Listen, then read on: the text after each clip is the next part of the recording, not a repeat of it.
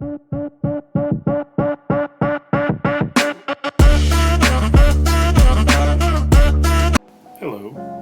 welcome to the channel. If this is your first time, we build and restore furniture, and sometimes a little tool restoration too. Today we will be working on a Stanley Bailey No. 3 hand plate. My dad picked this up somewhere in pretty rough shape. Let's restore it and see if we can bring him to the hand tool side. We are going to start with disassembly and cleaning up the parts to see what we're working with under all this rust.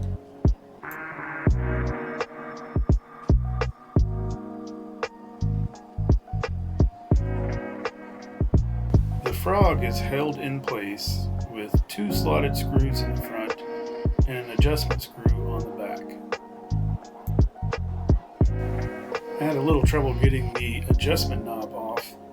Years of collected rust and dirt was binding in the threads on the brass knob.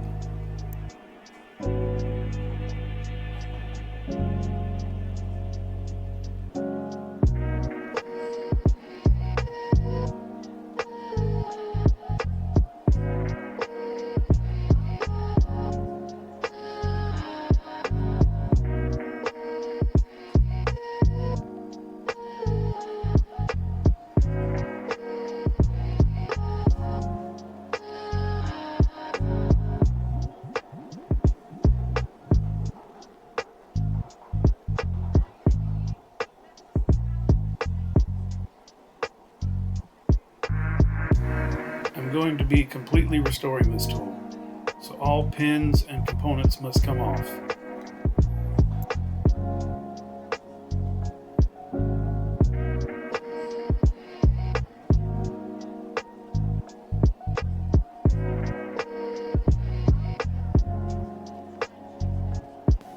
The tote, or handle, was broken. This is common as these handles are made with the grain linear like this, so they often break along the length of the grain, but it's an easy fix.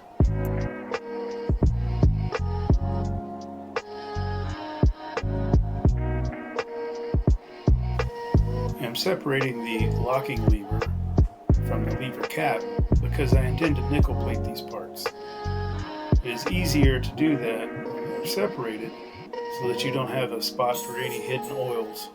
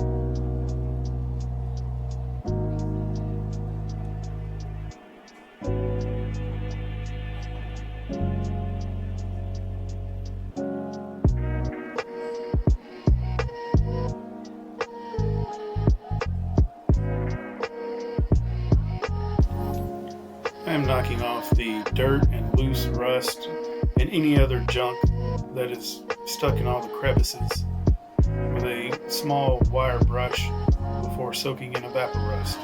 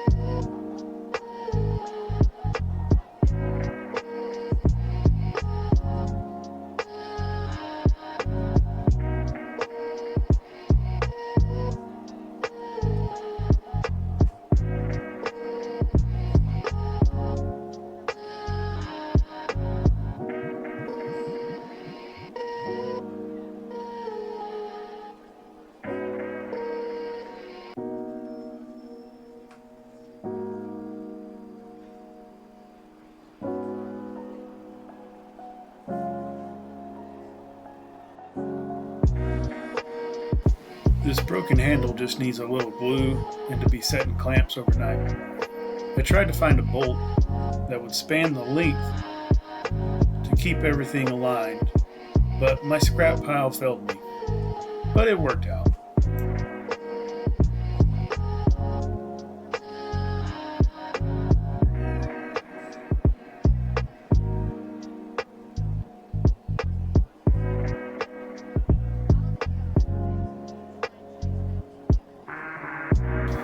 The parts are out of the evaporust. I'm sanding back the bare metal surfaces with some 220 grit so I can polish them later. This angle lever did not want to let go, so I left it on to prevent any further damage.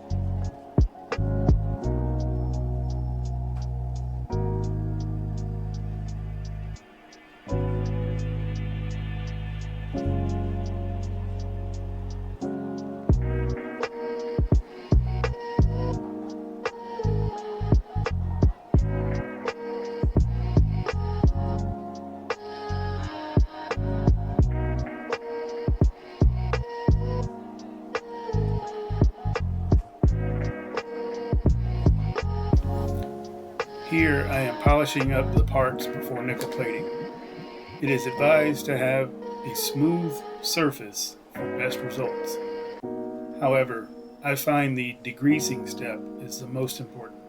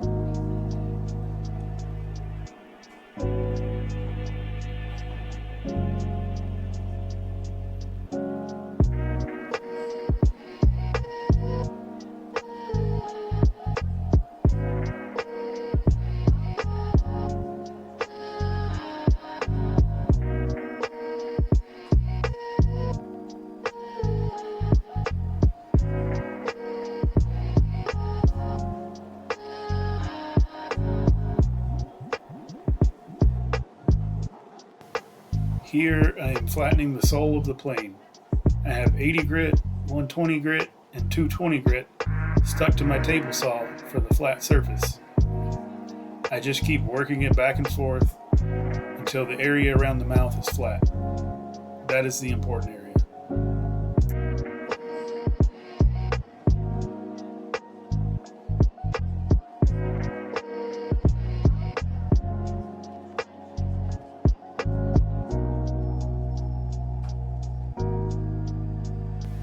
I recommend wearing gloves for this process because that iron smell will get stuck under your fingernails for days.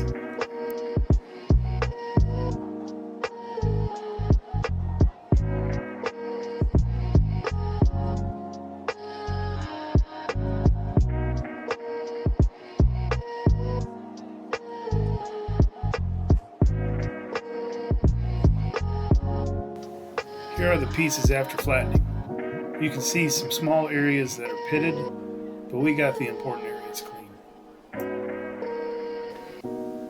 The iron and chip breaker were from another manufacturer's plane, so the chip breaker didn't fit exactly with the adjustment pin and caused the blade to protrude a little too far. I'm taking off a little from the end of the chip breaker so it will align properly. I then have to reshape the nose of it to lay flat.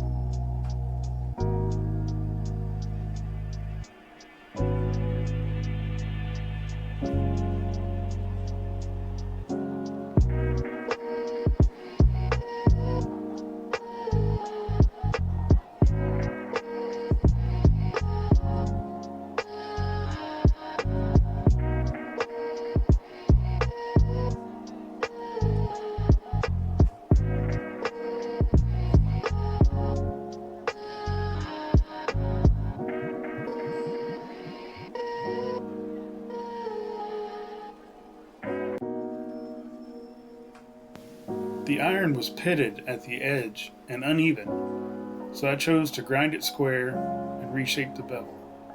I have plenty of high carbon steel left to work with. I just had to keep it cool to maintain the hardness.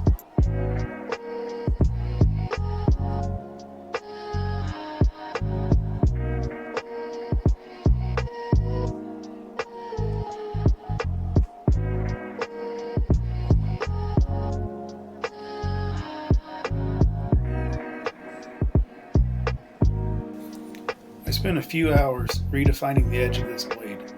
I didn't want to take it too thin on the grinder and overheat the tip. I'm not the best at sharpening. You see, I have the cheater gauge to keep my angle. I ran through my diamond stones first to get more aggressive cutting. Windex is a great lubricant for these stones. Then I used my whetstones and brought it up to 8,000 grit.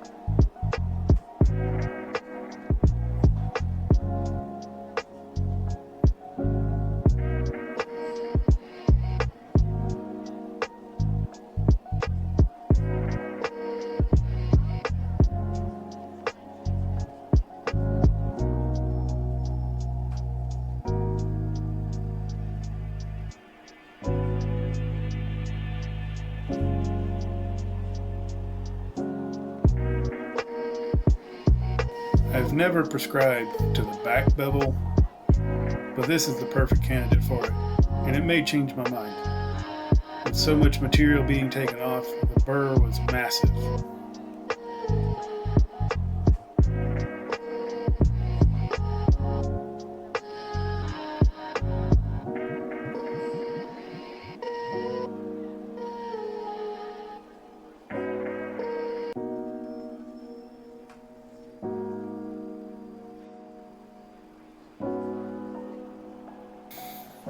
With the flattening, polishing, and nickel plating complete, I am reassembling the body. I start with the frog to get the adjustment screw set first because it is almost impossible to reach once the handle is on. I'll then remove that so I can get the handles on. The adjustment knob was still giving me a little trouble. I cleaned the threads with a brass wire brush to get any loose debris out. The threads weren't damaged, they were just gunked up.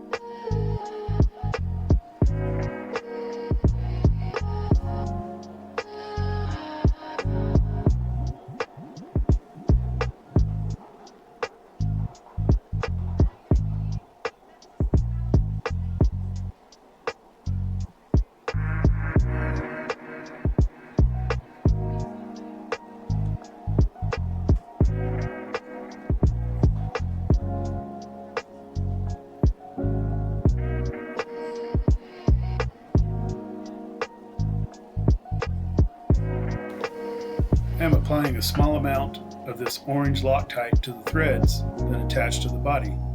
This is the softest flavor they offer and won't permanently seize up.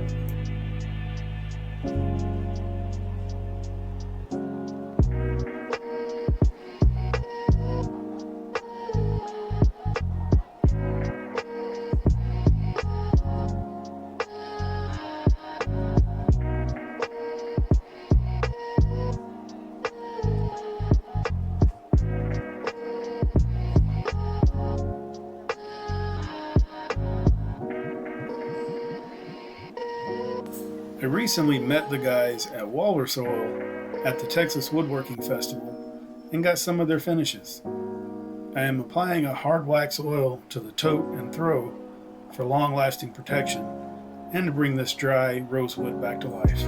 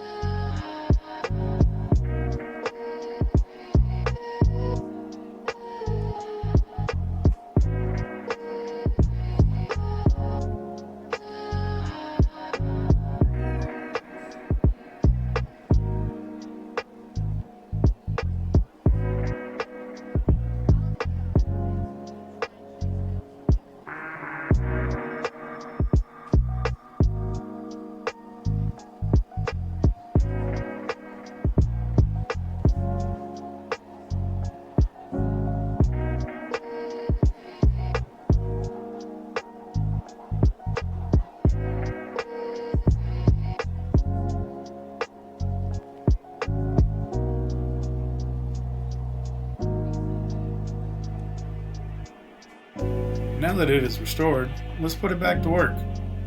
The number 3 is just a perfect smoothing plane.